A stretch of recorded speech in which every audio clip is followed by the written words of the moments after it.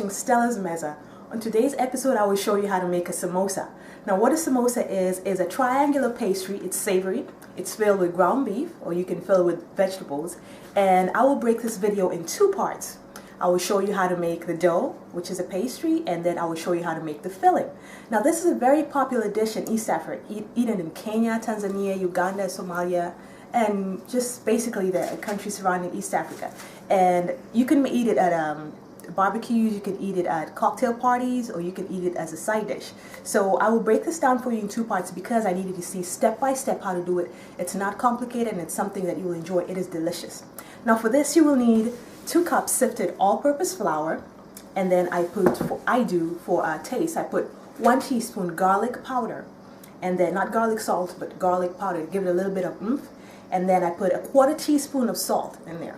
And then to knead it, you will need 3/4 cups of water, room temperature water, and then 2 tablespoons of canola oil or any kind of vegetable oil that has no flavoring. I don't use olive oil because I find that the flavor is too strong for this, okay?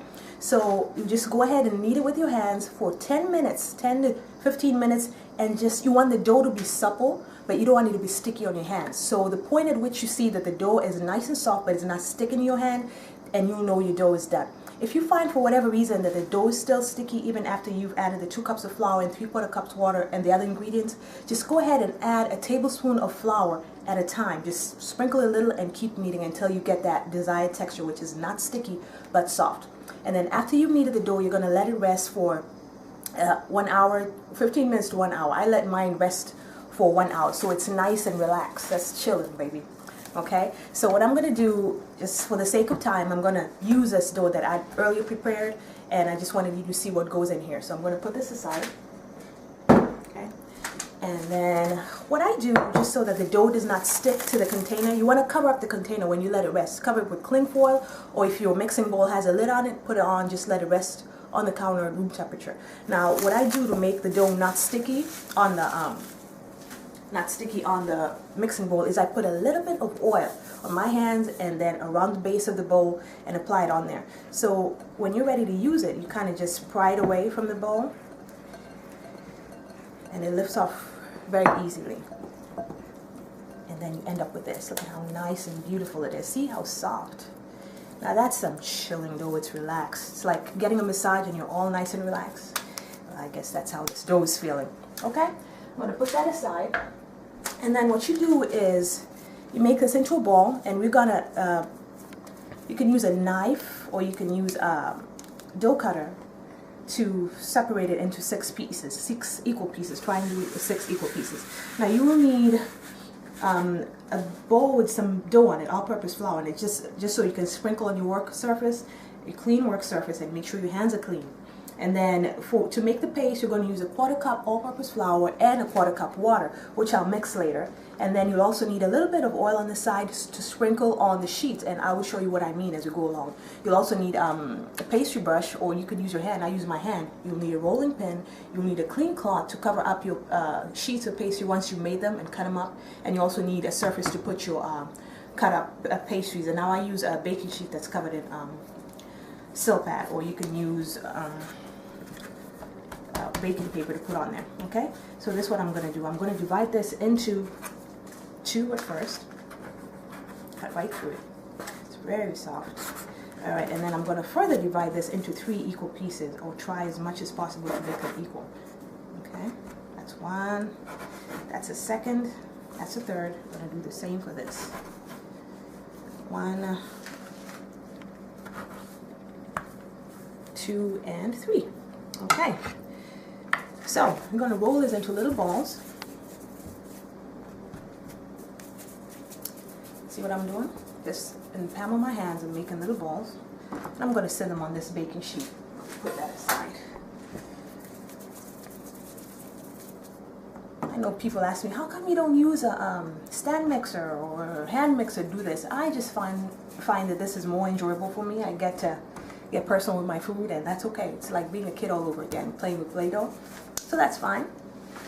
Okay. And then what I'm going to do, I'm going to use that clean piece of cloth to kind of lightly cover them so they don't dry out. And I'm going to work on this one. So spread that flour on that board, rolling board, and then kind of flatten it.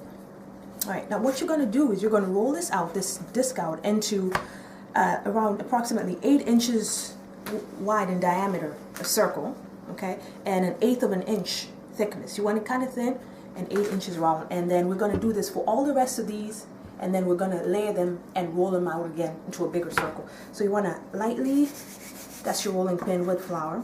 I'm going to need to move some of these things, y'all, so I can make some room to work. Okay, I don't want to knock stuff over. Okay. So I can use this later. Oops, accident. We'll clean up that later. Okay. Now you want to roll it from the middle. This is how I roll, from the middle out, middle out, middle out, and then you rotate it, okay? It doesn't have to be a perfect circle at this point, so if it turns out something that's not quite a circle, just stay calm and carry on. Don't panic. I'm gonna keep going.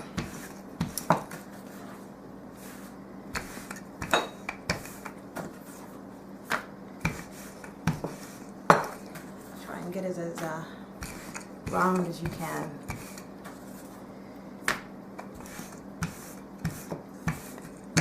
We're aiming for 8 inches wide, remember that. Something close to that.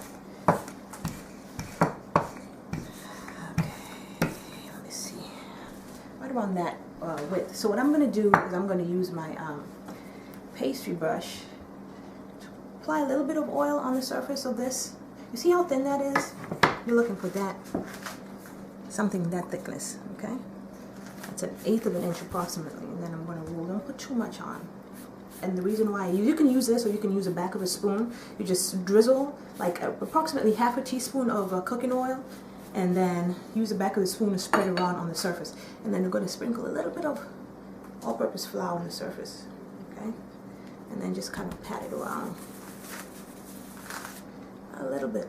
Just make sure it's not too oily, okay? So what we're going to do, I'm going to try and put this aside, if it'll come off. You can use your rolling pin to lift it off.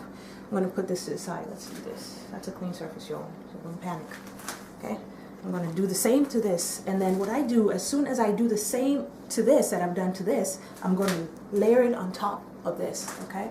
So I'm going to keep doing that, and we'll come back. I'll show you what we do after we made all the layers. So it's a 8-inch round of dough, and then some oil, a sprinkle of all-purpose flour, do the same thing, and then oil, but just layer it like that way until you have all pieces are done that way. And then you come back and I'll show you how to roll it out into a bigger piece, and then we'll go from there, okay? So be right back.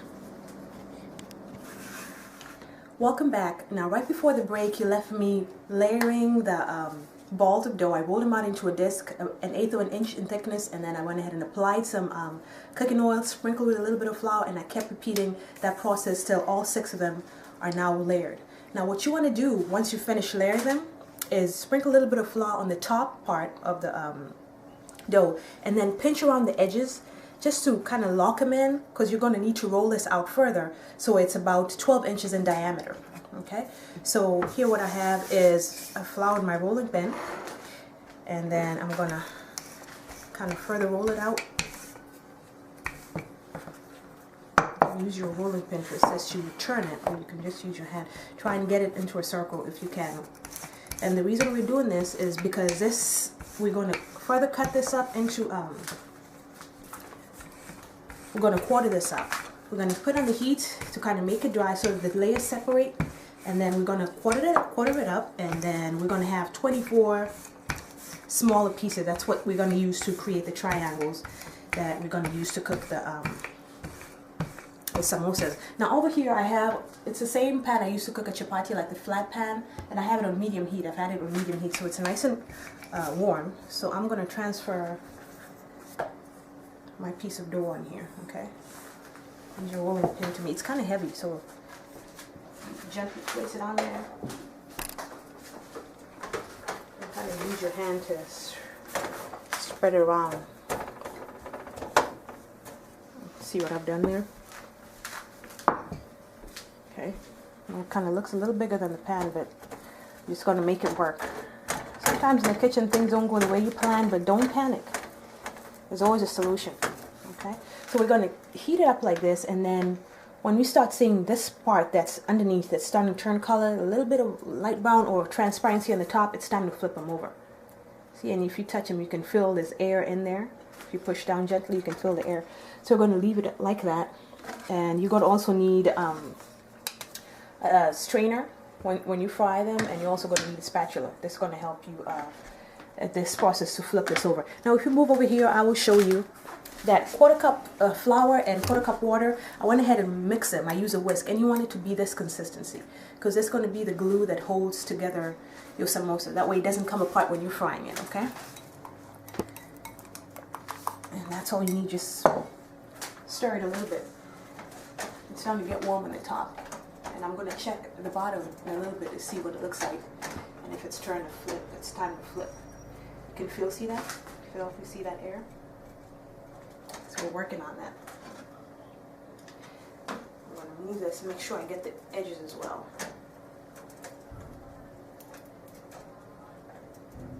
If you don't have this kind of pan, it's called a towel pan. You can use any kind of wide frying pan. Kind of flat form pan would work great for this. Now let's check and see what's happening back here. Okay, be very careful. You don't want to burn yourself. See that? I'm going to flip it over. If you come closer, you see the little spots, and it's kind of looking transparent. So we turned it right at the right time. Make sure you get those edges.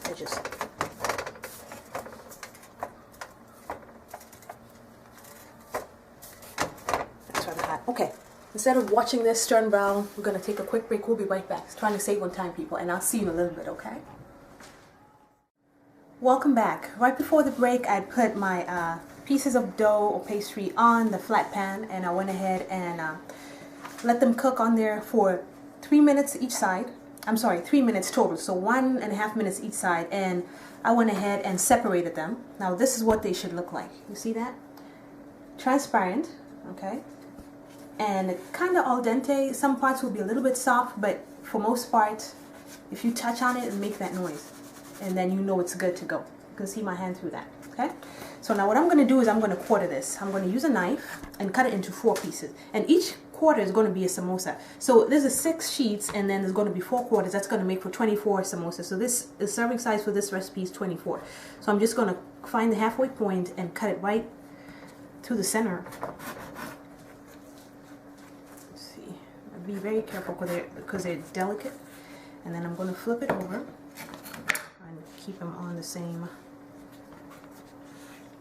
And then I'm going to cut right in the center again. So each quarter is a samosa. So what I'm going to do is I'm going to put the ones that I'm not working on here in the center. And then I'm going to keep them covered. That way they don't dry out. All right. And then I'm going to make the forms into which the ground beef will go to complete the samosa. So what you want to do, over here I have the 1/4 cup all-purpose flour and a 1/4 cup water that I mixed, and you want it to that consistency, okay? It's kind of like goo. See that? That's what's going to hold the thing together. So you use the part that's carved, that's the part that you put facing towards you. The pointy stuff, the pointy part, that faces away from you. So you're going to pull this up here, okay? And then I'm going to take this. You don't have to use your finger. There's no way around it. And kind of put it on the edge. All right. And then you're going to fold this over. Not all the way to the edge, but kind of in the center. Okay? And apply that in there. And you want to make sure you don't leave spaces or your samosa will come apart as you fry it. Okay? Put your finger in there. That way you create that cavity into which the beef's going to go. Okay? And then what we're going to do is you're going to take like 2 teaspoonfuls. You don't want to stuff it too much because it's going to, as you cook it, as you fry it in the oil, it's going to plump up and it's going to open up on you. You don't want to do that. So what you're going to do is you're going to put in like 2 teaspoonfuls or 1.5 teaspoons of your filling. It can be chicken, ground beef, and there's a recipe part 2 for this. You can alternate using chicken, or you can use vegetables, cauliflower, potatoes that be mashed, and then we're going to dip that in there with using a spoon, and then we're going to push it kind of down, and it's like an envelope. You're going to push that down into the filling, and then you're going to take the cover, you're going to put the dough, the paste over it, and then you're going to do that. Now when I finish, it's going to look plump. I have my filling still cooling down, so I'm not going to finish this. But when we come back, I will show you exactly what I'm doing, how to do this. So it's going to look something like this, and then fried and nice and crispy with a good taste inside. Okay, so be sure to come back for part 2. I'll show you how to finish the process. Over here I have oil, like 3 to 4 cups of oil that's heating on medium high, and then I'll show you how to test your oil and see for doneness if you're ready to fry these, and then we'll go from there. Okay, so be sure to join me on part 2 of this as I take your taste buds on another culinary safari. Thank you for joining me.